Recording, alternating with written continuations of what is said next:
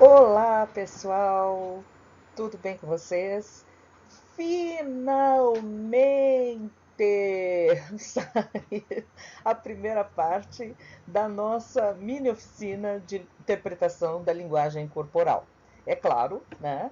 Nós vamos fazer uma abordagem simplificada, voltada para a questão da linguagem corporal infantil, mas nota, e esses conhecimentos, essas observações também podem ser aplicadas na interpretação da linguagem corporal de adultos. Ficam dicas, coisas importantes que podem ser utilizadas sim na nossa prática diária e no nosso convívio e inclusive até como uma forma da gente se divertir, até tentando descobrir o que passa na mente do ser humano.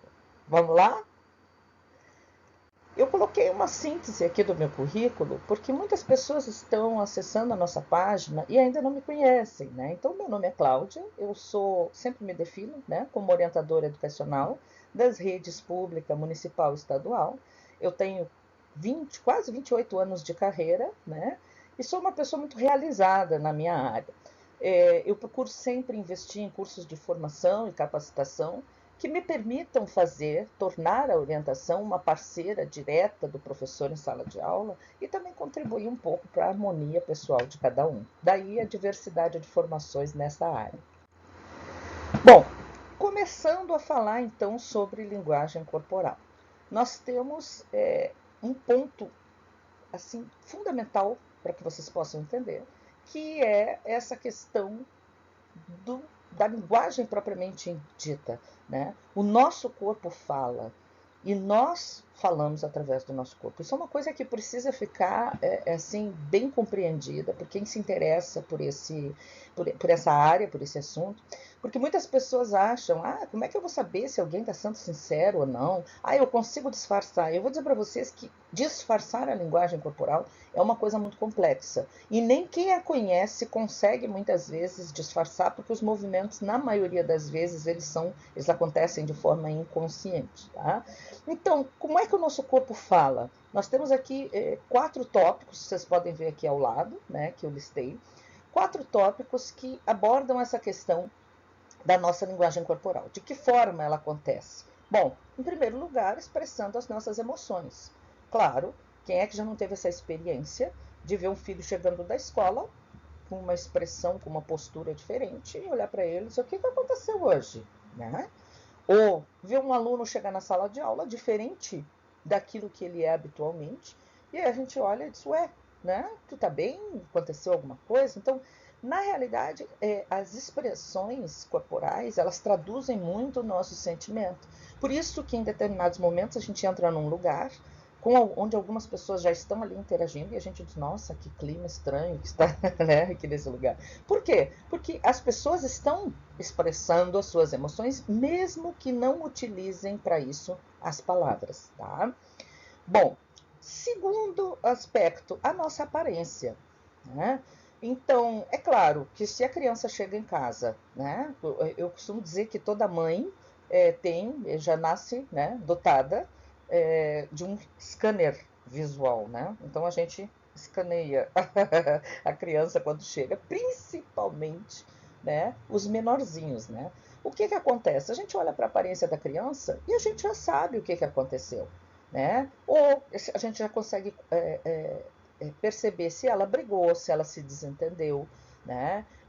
Se ela cuidou de si mesma ou não, se foi desleixada. Então a nossa aparência diz muito a nosso respeito, né? Então, se eu chego sempre suja, escabelada, unha suja, né, arranhada, lanhada, bom, isso é sinal de que se envolveu em alguma briga, né? Outra forma, né, se chega muito, né, com olheira marcada, né, olha, está um olhar baixo, né, abatido, bom, a gente já sabe que está triste, né? Então a nossa aparência, ela fala muito a respeito daquilo que nós estamos pensando ou sentindo. Outra coisa que traduz muito, né, a expressão do nosso corpo são os gestos e as mímicas, né? Muitas vezes a gente percebe que através da linguagem gestual a pessoa já expressa aquilo que está sentindo, né? Então, gestos muito bruscos, muito, né? Então, indicam a questão da insatisfação, da raiva, né? Do conflito, muitas vezes, da agressividade. Enquanto que os gestos mais suaves indicam, né? Uma pessoa um pouco mais, uma criança um pouco mais, num momento mais afetuoso, mais carinhoso, mais carente, né? E também aquela questão da criança ter a espontaneidade ou ser um pouco mais introspectiva. Normalmente, as pessoas que usam mais as linguagens gestuais são pessoas mais espontâneas, né? São pessoas que se posicionam melhor.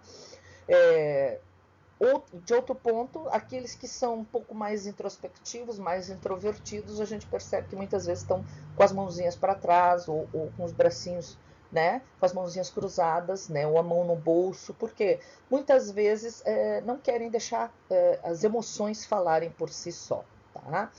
E finalizando, né, um outro aspecto é a questão dos nossos movimentos conscientes ou inconscientes. Aquela questão né, do movimento que indica, o movimento repetitivo, né, de roer unha, de comer, né, a ponta do dedo, de coçar a cabeça, né, no caso da criança, né, o que indica, né, um movimento de ansiedade, né, de angústia, né, e no adulto aquela questão, né, da caneta, né, que fica apertando, apertando, apertando, ou, né, o tamborilar dos dedos, né, na mesa, ou a questão do estalar os dedos, né? Isso quer dizer o quê? Impaciência, né, ansiedade. Então é um posicionamento que o nosso corpo faz para traduzir aquilo que nós estamos sentindo, aquela emoção que estamos sentindo no momento. Agora, o X da questão na linguagem corporal é a gente tentar descobrir, será que nós estamos realmente percebendo o que o nosso corpo tem falado? Ou o que o corpo do nosso filho, do nosso aluno tem falado? Ou nós estamos apenas passando batido e a gente não está prestando atenção? Vamos aprofundar um pouco mais esse tema? Começando pelo rosto, né? Olha, coisa mais fofa ali. Cuti-cuti, né? Redondinho. O rosto, ele é uma síntese da nossa linguagem corporal inteira. Daí a importância de nós olharmos, né, bem para o rosto de uma pessoa, né, prestarmos atenção nos detalhes do rosto dessa pessoa. E segundo o Pierre Weil, que é autor de um dos livros que são, para mim, né, livro de cabeceira, né, que é O Corpo Fala, tá inclusive na bibliografia dos slides, tá? O Pierre Weil, ele diz que a nossa expressão facial, então, ele é o primeiro sinal, ela é, né, o primeiro sinal da nossa linguagem corporal. E que nós podemos dividir o nosso rosto em 3 zonas. Não sei se ficou claro para vocês ali no rosto da moça, ó, nós temos ali zona 1, zona 2 e zona 3. Que zonas seriam essas e o que elas significam? Bora lá!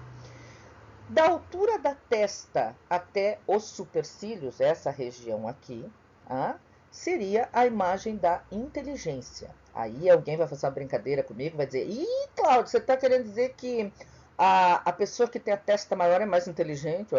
Nada a ver, né? Não é isso, não é tamanho, tá?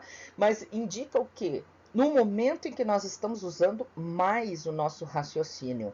Então, a imagem da inteligência se manifesta através, muitas vezes aqui, daquela questão do aluno fazendo a prova, ó, que escora assim a cabecinha para se concentrar, como se esse movimento ele quisesse indicar o que? Ah, meu Deus, funciona, funciona, pecinha, funciona, né? Então, é um indicativo. A questão também do franzir da testa, né? Quando a gente está, né? Meio que, assim, desconfiado de alguma coisa, faz meio, né?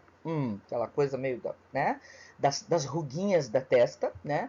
E também o arquear das sobrancelhas, que pode nos indicar o quê? Que a nossa inteligência foi surpreendida, que na realidade a gente não está entendendo bem o que está acontecendo, né? Então, essa seria a imagem da nossa inteligência, tá? Essa região.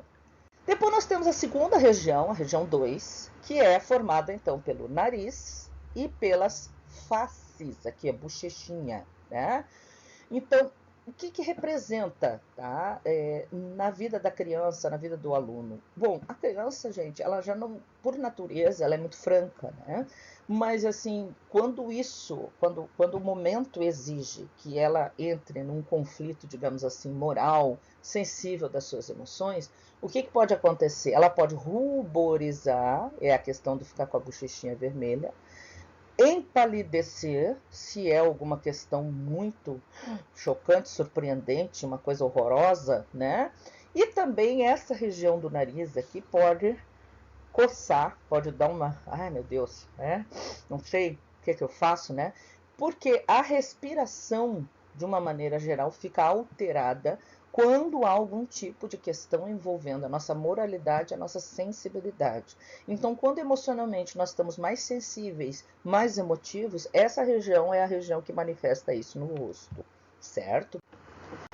A terceira região é a região aqui formada pela boca e pelo queixo, que seria, na linguagem corporal, interpretada como a nossa vida animal, né? A imagem da nossa vida animal e instintiva.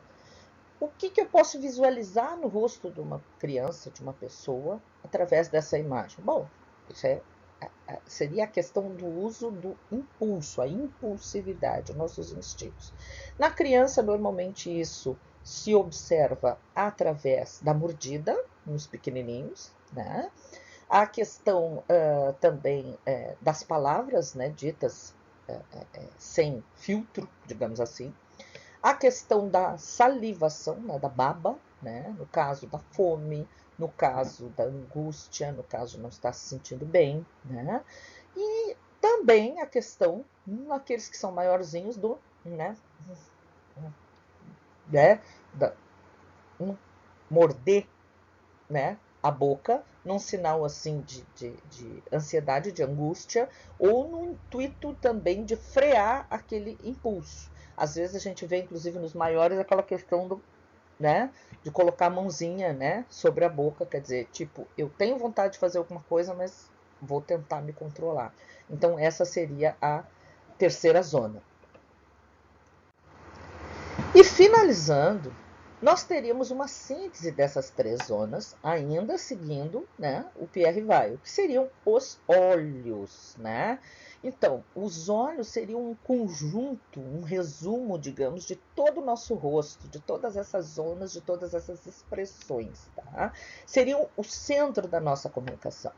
Então, daí vem a importância que sempre a gente ouviu durante a nossa formação, durante a vida, né? Inclusive das pessoas mais velhas, né? Olhar a pessoa com quem a gente se comunica nos olhos, seja ela uma criança, seja ela um adulto. A importância dessa comunicação é olho a olho, né? Então, eu até coloquei ali, né, como indispensável, né, como fundamental na comunicação, a gente olhar nos olhos da pessoa para quem estamos falando ou com quem estamos conversando. No caso de uma criança, então, ou a gente se abaixa, né, como vocês estão vendo ali na imagem, né, ou então de outro ponto, né, a gente pode colocar ela num lugar um pouquinho mais elevado, na cama, por exemplo, né, numa cadeira, né, para sentar e a gente conversar, então, de olho no olho, né? Por quê? Porque através da expressão dos olhos, nós temos muitas vezes a explicação daquele comportamento que a linguagem verbal muitas vezes não está manifestando. Tá? Então, o ideal é que a gente preste bastante atenção à expressão do rosto da pessoa com quem a gente fala, porque a partir daí, né, a gente vai conseguir então perceber se aquilo que está sendo falado realmente condiz com aquilo que a pessoa está sentindo. Bom, eu deixo aqui também a bibliografia e em seguida nós estaremos postando aí o videozinho com a segunda etapa dessa nossa mini oficina. Se vocês ficaram com alguma dúvida, deixem nos comentários abaixo, coloquem aí que no próximo vídeo a gente tenta então esclarecer. Beijo grande, continue seguindo a gente!